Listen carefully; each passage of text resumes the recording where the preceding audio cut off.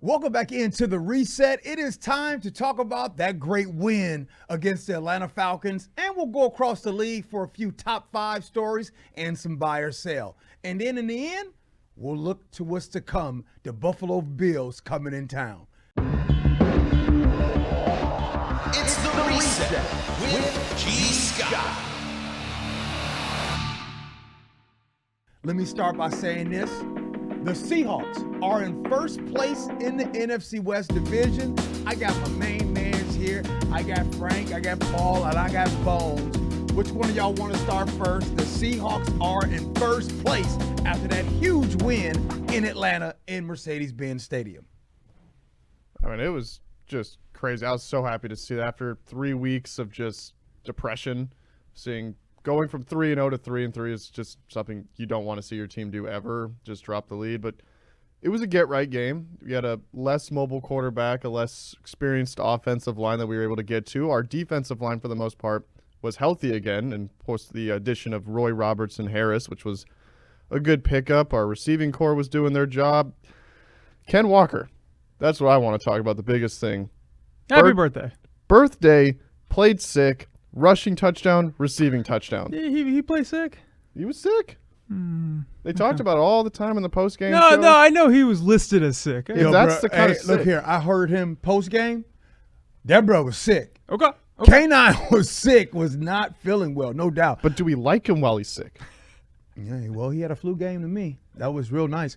You know, here's something that stands out to me, Frank, is – just hearing Brady talk about the fact that the Seahawks, they took advantage. The D-line got busy against their O-line and all the – I think what stands out to me in this game is I don't think Raheem Morris is a good coach. Let me tell you why. I think in the first half, I think the Falcons were better than the Seahawks. But the Seahawks were winning at halftime. How do I know this? Well, you guys know how we talk about it. It's simple. Run the ball, stop the run. And in the very beginning – the Seahawks could not stop them running the ball. 110 yards in the first half, 90 of them coming in the second quarter. Deshaun Watson was having his day. Yeah, I think we all kind of figured he was going to get his, because he's just that talented as a back. It was interesting. They didn't run it all their opening drive. Atlanta didn't. And that didn't work. So then Raheem pivoted to the run. That worked. He was like, great, I'm going to use this all second quarter. They had 99 rush yards in the second quarter. And then the second half, it completely fell apart for them. It was a game that it's a different feeling for this season. We just look so comfortable. And it's great because we were comfortable on the road and we were comfortable with backups playing. We are 8-4 playing in Atlanta. We have a good track record against that team. We were in a dome, as you mentioned, statue at quarterback. We have a great pass rush, particularly when it's not a mobile QB. And they had 0 pass rush on Geno for the most part, and he was able to stay in the pocket and have another great game. I have it right here as PFF grades. Through 7 games, he's got like 5 borderline elite performances through 7 games. Like, he's been one of the best quarterbacks, at least in the conference. Geno has been elite. He's been elite all season. So much so that I think that we talk about the identity, finding out the identity of this Seahawk team is going to happen towards the end of October and in November. You kind of know what type of team that you are. And one of the things that I said is that this identity seems to be around an elite quarterback. I don't know if the Seahawks can be successful without Geno Smith being elite. Some teams can get away with your quarterback being average. The Kansas City Chiefs right now are in that situation because Mahomes was not that great against the Niners. But Purdy was worse. We're going to have to talk about this. Because Kansas City has the best defense in the league. Mm-hmm. So that's right now is the identity. I want to say this. Brady, tell me what you thought about these 3 individuals in one play. Boye Mafe gets the strip sack. Mm-hmm. Derek Hall gets the scoop and score. And on his way to score, Devin Witherspoon comes in and makes a huge block. You know what stands out about that? Those 3 players, all the result of that Russell Wilson trade. Yeah. Okay. What else? Back to the Broncos bashing. I'm back. Yes. But no, I mean, Boye Mafe got to Kirk Cousins at the last possible moment before that arm was about to come forward. Because if it would have came forward, that would have just been an incomplete pass. That would not have been a fumble, but it was perfect. He got there. Derek Hall right behind him. I don't want to relate it to the Legion of Boom days when you'd always have the corner cover the guy and the safety would trail him to see if he would bat the ball out or see something happen. Mm-hmm. D-line swarms, gets Kirk Cousins, smashes his face into the ground, scoop and score. Thank you very much. Devin Witherspoon with a nice block.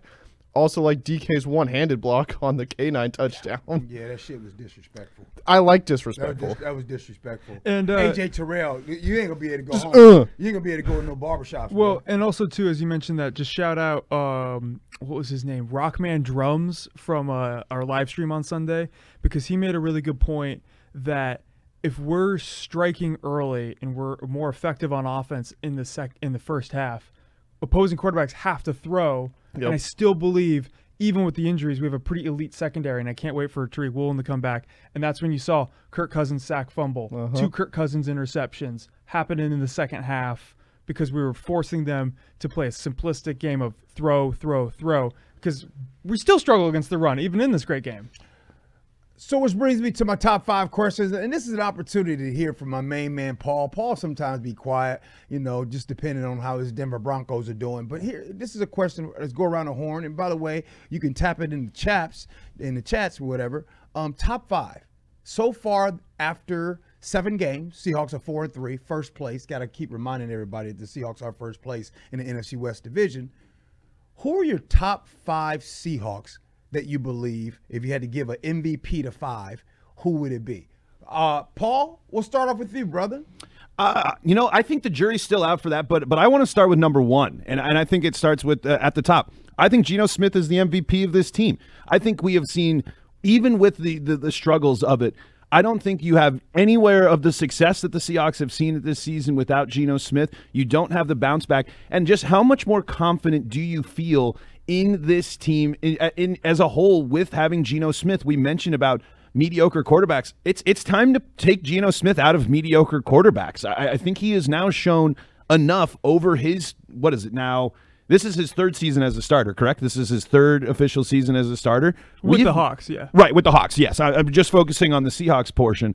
I think without a doubt, he is number 1. And I think the rest of the list is still to be determined as we're going through and seeing different teams or different parts of the team have great weeks and have weak weeks on the back end here. But for me, I'm starting my list at least with Geno at number 1 as I'm figuring out the rest, because I'm ready to start having a top 5 QB Geno conversation. I mean, when I'm thinking about quarterbacks that I want in the game right now that will help me not lose a game, have a great late game drive, and keep games contained and thought out, I think Geno has checked all of those boxes. Other big stars that I've seen here, I know it hasn't done much, but I'm just going to say this. I think by the end of the season, I think K9 is going to be a running back that is going to continue to change the narrative, continue to set the stage for the Seahawks here. I think with the injuries, I would put DK has an argument to be in my top 5 as well. I'm waiting for I think this week the defense had a moment where they were starting to show that this is what we were supposed to expect. But I'm not ready to put any of them in my top 5 quite yet because I just think that Geno has just been so special with some of his offensive weapons at certain stages in the season that it's hard to get away from those. Frank, top 5, brother? What you got? I'm curious if we can come up with a top 5 QB list to see where Geno is. But for Hawks, Geno's number 1. I think it's going to be a consensus number 1 through 7 weeks. He's been put in tough situations with this new coaching offense of like, hey, Geno, you got to bail us out. You got to bail us out against New England. You got to bail us out against Denver, Despite him missing time, Tariq Woolen is on my list. I think he's just been incredible this season, and I can't wait for him to come back. Fingers crossed, it looks like he's going to come back next week. I would then have – I had Mafe earlier, but I probably should respect Derek Hall. He has the touchdown. He leads the team in sacks. I think Mafe might become the sack leader, but I have those – I'll say Hall. And then I'm going to have the prosecutor, Julian Love, And I'll put Ken Walker because I just think he is beyond special. And now that we're seeing his receiving ability, which I didn't really know he had in his game, I thought that was kind of the reason we went out and got Sharb at the draft pick cost that he was. He's actually kind of performing in both roles. What do you got there? For me, I'm going to go for number 5, the reason why our run defense can still be good and still hold up, Leonard Williams. Yeah, that's a you good don't one. have him, you don't have a run defense. He's the guy stopping it up front. But we don't have a run defense. Well, we would have there'd be Josh Jacobs running every single time, 76 yards going. Number 4, I'll go Ken Walker right now. He's gonna continue to go up, but he's still very important to this team. Number 3 is a tie between Witherspoon and Julian Love, the prosecutor. Those two guys on defense. You see the amount of tackles Julian Love has made that save touchdowns. Just getting past first level. Did you say Witherspoon is in your top 5? Tied with I Julian Love. want to ask, like, what have you seen through 7 weeks that puts him in your top 5? I still think he can be a lockdown defensive back, and he can definitely lay the boom. That's what this defense needs, is a little bit more boom. Some authority on defense. You lay those big hits, they're not going to do those crossing routes as quickly anymore. Then why are we feeling such – I mean, I guess we didn't against Atlanta. They scored 14 points. Darnell Mooney didn't have a great game. Drake London did his thing, but – when Tariq Woolen's absence hit this team, I just felt like you really felt it in the secondary, where maybe Witherspoon could have covered some of those blemishes a little bit better.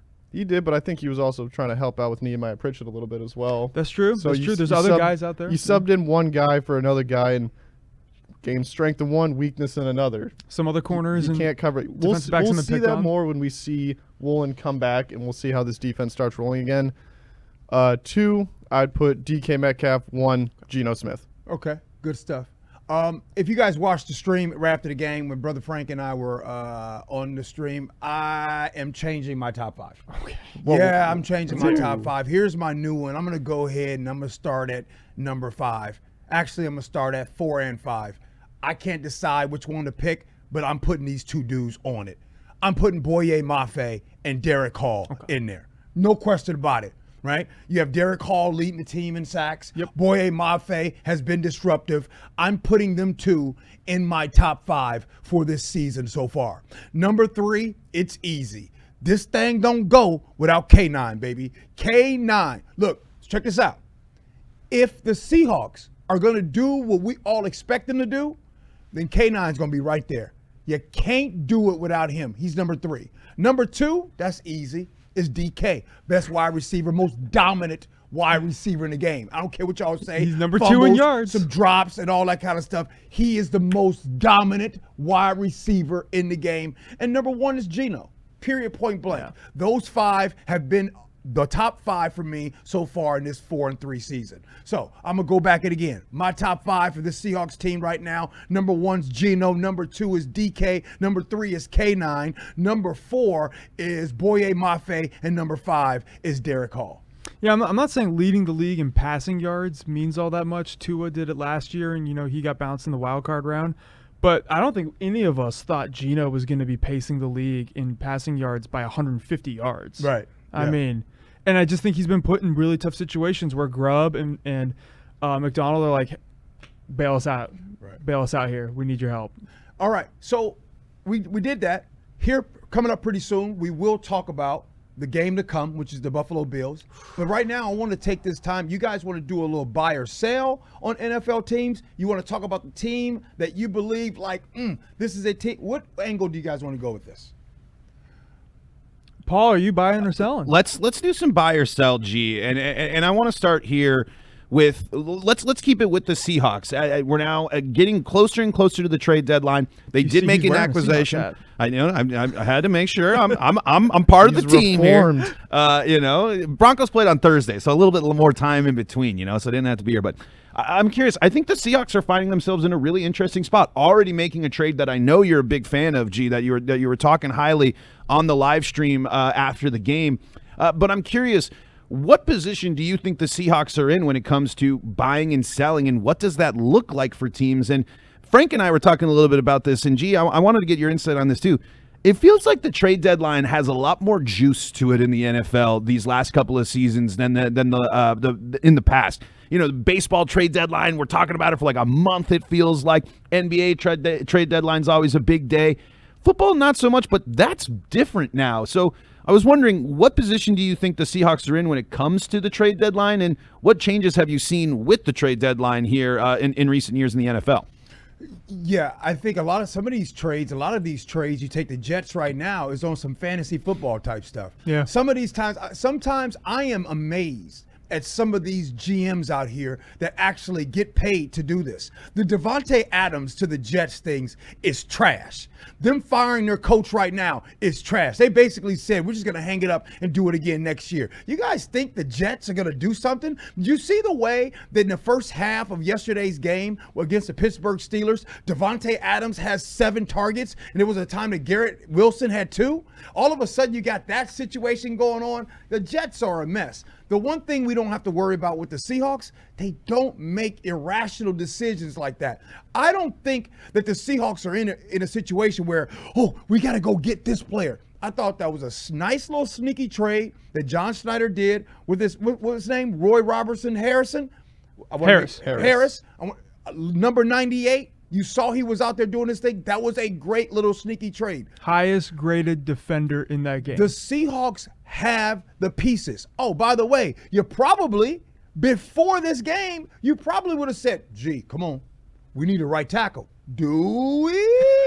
Do we? Mike Jarrell has answered the call. So at this point in time, I think the Seattle Seahawks have the recipe and everything they need. They don't need to actually go out there and get someone. At least I don't see that pressing need with the opportunity for my man Reek Woolen to come back.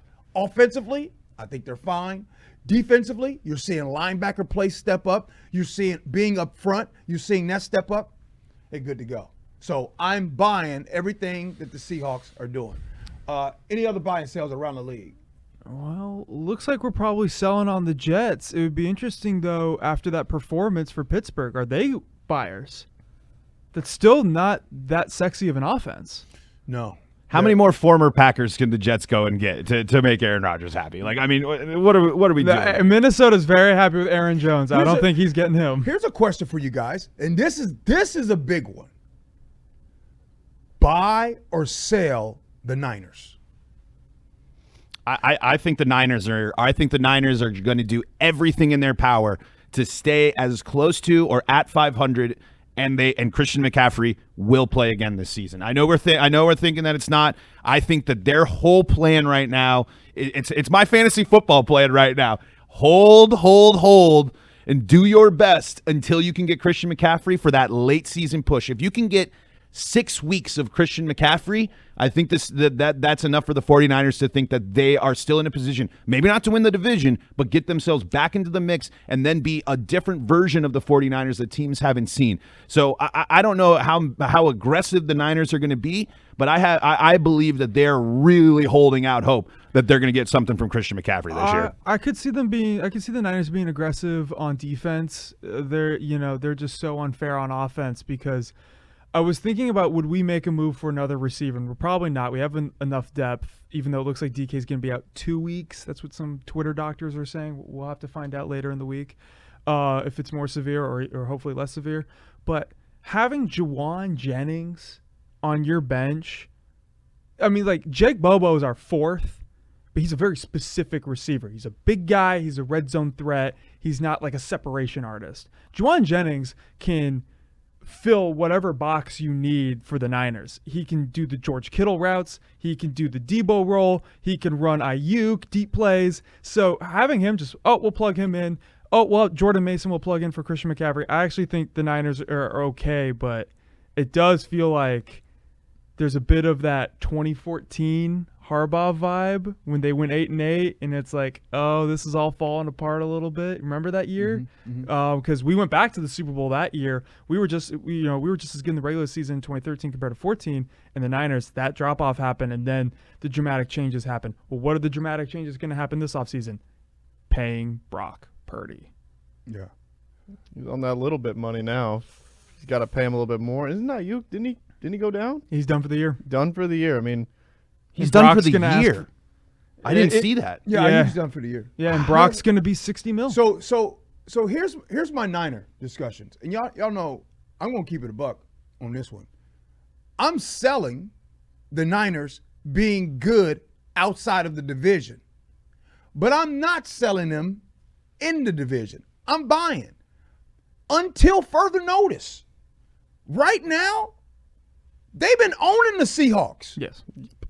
It seems like all of their woes and the problems, and right when you think that the Super Bowl hangover is going to happen, it's something about when they show up to the Seahawks. It's like being in a situation where you're talking about like, hey, oh man, I could beat that team, I could beat this team, and somebody says, yeah, but you can't beat us.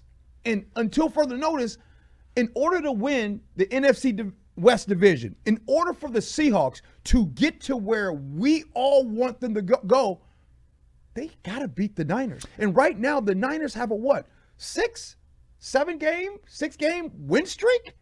I mean, come on now. A division win's going to be amazing for Seattle no matter what. It's not going to be nearly as satisfying if we went 0-2 against the Niners and still win the division. that would hurt. It's still a division. We'll still be happy, but that would kind of sting. Are the Rams? Are they done? Are they selling? What are you doing if you're Sean McVay? What about that era with Stafford? See, so the one thing that I've learned about the NFC West, and like last season, I thought that the Rams were going to be, as a matter of fact, most people thought that the Rams were not going to be good. The season they're having last now is the season many people thought they were would going to have have last year. But then it was like McVay, Stafford, Donald, they just limped their but way through, and then they had the receivers, obviously. The thing is man, look, this NFC West division, whatever about that, the Seahawks have to take care of business, right? They can't get swept against the Niners. They can't get swept against the Rams. And these are two things that happened last season. Yes. Right? So they still got – the Rams are going to be coming into town first after the Bills game this week. 2 weeks. And then after the bye week, the Seahawks are going to be heading down to the Niners. Let me tell y'all something. And then we have 2 games against the Cardinals, which we haven't. That's back half of the year. And if you're a Seahawks fan, you all know how much we Seahawks like going to Arizona. Yes. That sucks. There's always some weird stuff that goes on And down mobile in Arizona. QBs, that's making You know me what I mean? nervous with this defense. So again, for some reason, when I watch the Niners against other teams, I get confident. And then we come to the game against the Seahawks, I feel like I'm calling the Niners daddy. I'm tired of it. And in order for things to change, we can't call them daddy. I want to take a big hot take jump here, and we're playing in buy and sell. I think the Detroit Lions should buy and be aggressive and go out and get one of the best available pass rushers for the rest of the year. Sacrifice your picks, beef up that defense, and then I think that there'd be an argument that the Lions are the best team in football if they make a move like that. You've seen some pass rushers in trade talks. Do you want to throw out any names? Because this is the weird trade deadline we're in, where these big names are at least seemingly available on Twitter. Max Crosby ? Question mark? If I'm the Lions and you can swing it, I think you offer a first. I think you offer a first round pick, and you go and you get a big name. Please no. Please don't. Like, I don't even like that's. First of all, I hate what you just said because it's a no brainer. If I'm the Detroit Lions, I'd throw everything. I'd throw first round picks to the Raiders for Max Crosby. Oh yeah. Yep. Are Myles you kidding Garrett's me? kind of You know how available. scary that would be? I would assume somebody's going to make a move for Garrett Wilson. I think that is the time to do it. I can't imagine Max Crosby and Dan Campbell Hold together. on, I got one. Oh, I got my one God. even better. If I'm the Detroit Lions, I'll tell you who I'll take over Myles Garrett. Over Max Crosby. I think Myles Garrett is the best in the game. Oh yeah. Resume backs it up. You take You the got Lions. DK as your best receiver. You got Myles Garrett as your best pass rusher. No, it's TJ Watt. It's always been TJ Watt. And then maybe Aiden Hutchinson, but he got hurt. I mean, Aiden Hutchinson wasn't top like that. He was going for a record this year. He was No, top of the 7.5 line. sacks. I'll tell you what. I'm not going to concede. No, you but I'm shouldn't. willing- Myles I'm Garrett's willing- very, very good. I'm willing to argue and debate. That's a fair one. That's If somebody puts TJ Watt number one, I ain't going to be mad at you. I mean, he's about TJ that. Watt, man. Okay, so we got a game. We're fans of these Seahawks team. We got a game this Sunday at Lumen Field. The Buffalo Bills are coming in town. Josh Allen. They're coming in town with a new wide receiver. Amari Cooper catches his first pass, and it was a touchdown yesterday. That's exactly how Rodgers and Devontae wanted it to go, huh? Yeah. So I wanna be, and please type it in the chat. I want to have a very simple discussion. Thursday, we will have Mebane on to really break down film, tell us what he sees. This game, what do you guys think this Sunday? It's definitely going to be a challenge. I mean, Josh Allen, just like Kirk Cousins, he's not a super mobile quarterback. So if you can keep him in the pocket, there's a good chance. But he does have a good receiving core. And you saw the first touchdown with Amari Cooper. He didn't even know what he was doing. They called an audible. They didn't. And he had to look at the other receiver and be like, hey, man, what the hell does that mean? He's like, hey, man, just go. Keon Coleman was telling him where to go. He's like, just do a straight vert. And it worked. So, I mean, if he can do that on week one, I can imagine when he's with a design playbook and he can do his own thing, that's going to be scary. I mean, I think our defense can hold. I think our defense showed this week that we can do it. And I did want to ask you a question of something you mentioned, I think last week or a couple weeks ago. You said that by the end of October, we'll know the identity of this Seahawks team. We got one game left in October. Where are we at with that? I think so far, I think the identity right now is Geno Smith has to be great. And I'm glad you're bringing that up and throwing it back to me. Because here's this one thing that really stands out to me. If you guys have been a Seahawks fan for an amount of time, you all know that there's one thing that we as fans have been hanging our hat on. You want to know what that is? Playing at home. Playing in front of the 12s. And I'm going to go ahead and just address the elephant in the room. I have not felt that dominance at the crib lately, right? So when he asked me about the identity, well, let me clear something up. It's got to get to the point where playing at home is a real advantage. The team that I saw or see that plays at 10 o'clock, like my man Frank said, the Seahawks are 18-5 in 10 a.m. games on the road. I want to see that dominance back home because I'm tired of seeing the Giants come in town and beat the Seahawks that just happened this year. I'm tired of seeing the 49ers come in town. So when I look at this Buffalo game, look, I don't care. This is a game that I should be, or you should be able to say, hey, man, they are home. Don't matter. They get it done.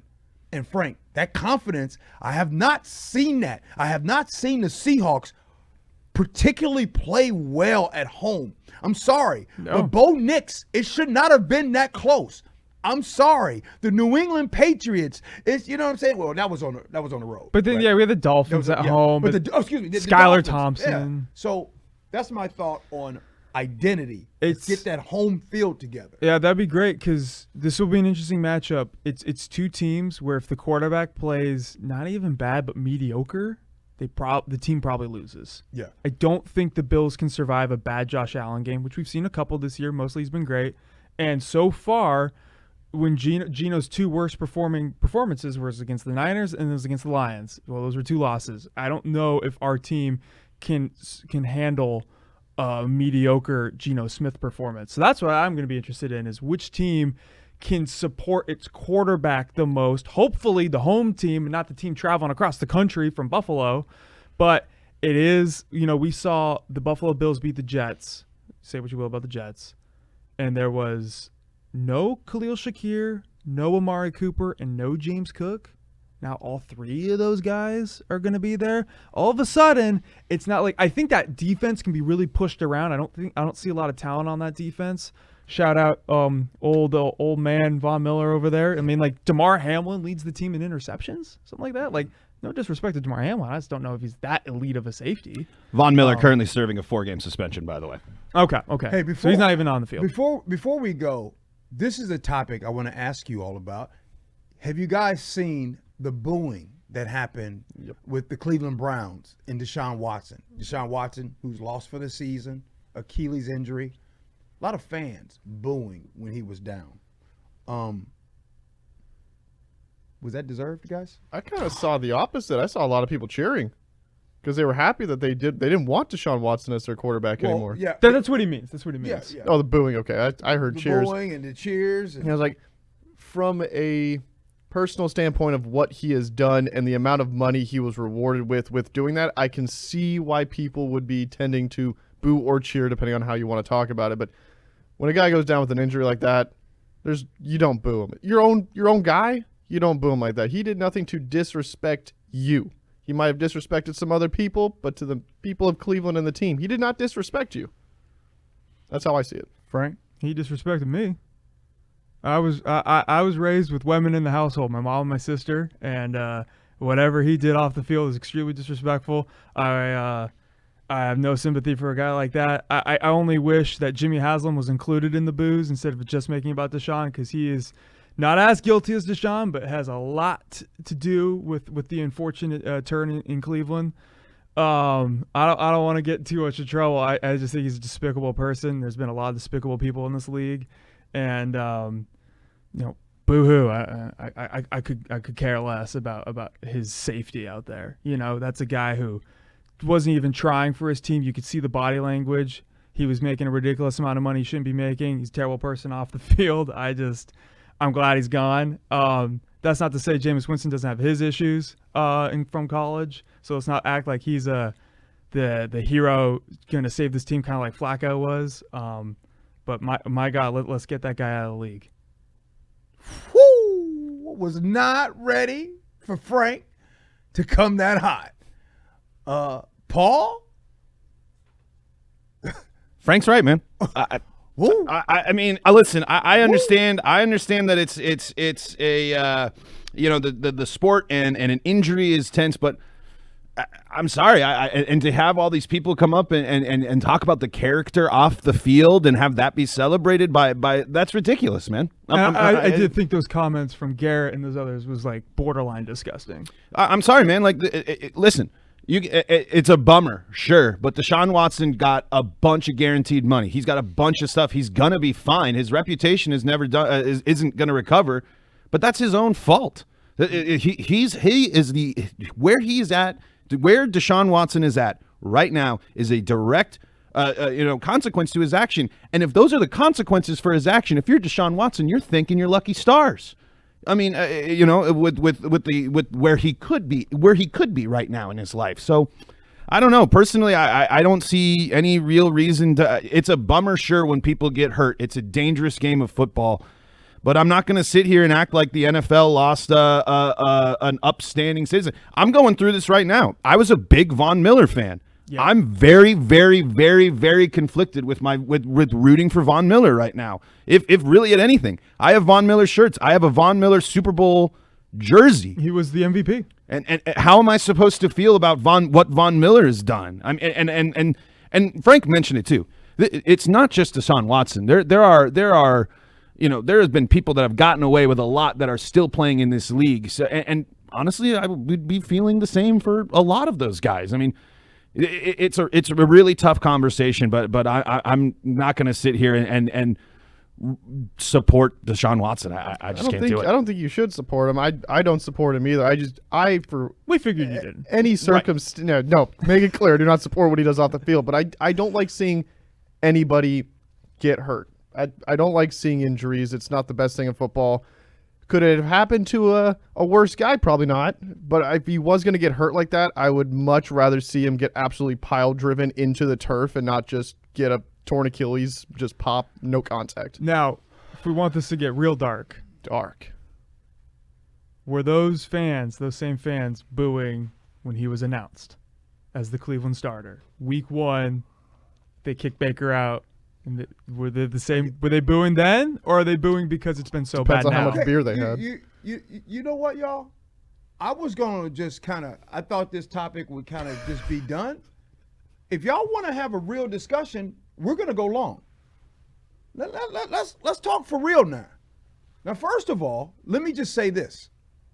The NFL has to do a better job of vetting these situations so we fans aren't in a situation where we pick and choose. As far as Deshaun Watson, sure, I heard what you heard. I've heard about all the lawsuits that were pending, all the people that are coming out. To which I say it was more than 20 women that was alleged to have been in this situation with him, but there's no criminal charges. So he gets a big contract by the NFL. So we, as NFL consumers of the game, we are to, like, is everything fine? I don't know. Tyreek Hill, Von Miller, like all of these situations. But here's the truth. I think that we have a bit of hypocrisy to us. And the real thing that I'm trying to say is winning usually cures all. Check this out. Do I think that if Deshaun Watson was playing amazing football, the Cleveland Browns are 6-7-0, he's healthy and everything's great? Do I think he can move past this? Yeah, because sports has taught me this. I mean, y'all still love folks love Mike Tyson. Y'all forget what happened in 1990? Folks be forgetting. Winning cures all. We all become a bit of a hypocrite a little bit when our team has that person on there that has some stuff that happens off the field. Look, by the way, I'm not saying you guys are wrong. I'm not saying that at all. I think that if those allegations are true, which I don't know if they're true, it's disgusting. But no, hold on. I'm not just saying that. No, you're being reasonable. How do I know it's true? The NFL has to be better. Let's go back to Ray Rice. Ray Rice, when he was suspended for a couple games, he came back to the game. He came back and people were cheering Ray Rice. The Ray Rice thing was not a problem until what? The video came out. Until the video came out. Then it was, ooh. That elevator footage was all brutal. Bets are off. So all I'm saying is look, I'm not sitting here telling you that I am a Deshaun Watson supporter. I'm not saying that. But what I am saying is we all have to agree. The NFL has to do a better job of vetting these players. And that way we don't have to pick and choose. Because right now, some might say, oh, I know Deshaun Watson's guilty. Do you? Because I don't. And in criminal law, you are innocent until proven guilty, and there's been no charges. There's been no criminal charges. There's been settlements. Yes, there have been settlements. No doubt about it. A lot of settlements. Have you seen what he settled to? No. You see what I'm saying? No, I totally see what you're saying. We're not privy to that settlement because it was settled. So we don't get to see and figure out what that was. Now, if you use math, in statistically less than 1% of women who go to these claims have lied. So it's 99.1, 99.2%. Multiply that by 27. Pretty small chance this isn't total horse manure, but just pulled out of nowhere. I do want to also bring up the NFL has to be better at this. The hell it does. No, it doesn't. We have talk about hypocrisy. We're all hypocrites. In the last decade, in the last 15 years, we have made a series of choices saying, you know what, football is important to us. We don't care. There was issues with Kaepernick in 2012, and we decided we're still going to watch football. There was issues with concussions a few years after that. We're still going to watch football. We wanted football during COVID. We didn't care how we got it. It made us comfortable during COVID. We love football. We are hypocrites watching it. They can't gamble on it, but we're gambling like crazy on it. We have ads like going crazy on it. It is nothing but hypocrisy. And Goodell is like, challenging us almost. He's like, I'll have a game where the LIV tournament is. Watch me. I just did in Brazil. I'll go to the Middle East. I'll go to some place that maybe we shouldn't have a football game in. Look, Frank. Now we talking, baby. We're talking. Now we talking because that at the end of the day, when it comes to football, man, as long as your team's winning, fans, a lot of times you're able to look past that. You're able to look past when a little something happens and things like that. As for Deshaun Watson, let me simplify. There were 20 plus women, right? 20 plus. It only takes one to be true. Do I think all 20 are lying? I mean, was there some lying? Maybe. It'd be a good lie. But it's not possible to have 20 plus people lying and saying the same thing, while at the same time there were settlements. So I want to be clear. I'm not boo-boo the fool on this topic. No, I know you're not. But I'm glad we're having this because you guys can take this conversation back home. I got one thing, because I don't know how comparable this is with the governing bodies of all sports and how they are at vetting their players. Because you see a lot of this come out in the NFL. You see it come out in a couple other sports. You see it handled a little bit differently. Like, for example, Trevor Bauer in professional baseball. He was accused by one woman of sexual assault. And under any circumstance, one case is enough. He got blacklisted immediately from MLB before any evidence was shown. And it came forward that he didn't do anything wrong. Where is he now? He's making videos on YouTube and Instagram playing in independent minor leagues because no team will allow him to play, while Deshaun Watson gets a settlement, gets $200+ million in a contract, and can play professional football. The question I'll pose is, what would have happened if Deshaun Watson was actually charged, found guilty? Would he be blacklisted like Trevor Bauer out of the NFL, like the MLB? Or would he be allowed to come back after a certain amount of suspension time? Because Trevor Bauer, he's officially allowed to come back, but no team is willing to pick him up. Yeah, it's a good point bringing up Bauer. That's a good point. The answer is no. If he gets criminally charged with that, I don't think any NFL team would take him. I think there's just a certain thing that's going to put you on a blacklist. And speaking of the hypocrisy, I mean, Colin Kaepernick was put on the blacklist as well. And I know people says, Colin Kaepernick was done. Colin Kaepernick at least had a year or two and by the way, I mean, look at Geno. Like these guys have time. Look at these backup quarterbacks on some of these teams. You mean to tell me Darnold? That if you were in your desperate need, you wouldn't pick this guy up. But hey, Malik Willis. It's like, this was a great discussion. I hope you all take this at home to talk about this because Frank said it best. There's a lot of hypocrisy that happens that we tend to turn the eye a little bit as long as our football teams are winning. Winning We're guilty of it. cures all. For an example, when things weren't going well, how much did you guys get on social media and say, hey, trade DK? Huh? What? But if you're winning, it cures all. So, again, that was good. Hey, Brady, Frank, Paul, always good. Let's have those Seahawks get busy on Sunday. Mebane will join us on Thursday for a little breakdown of some film. But right now, let's get to X's and O's.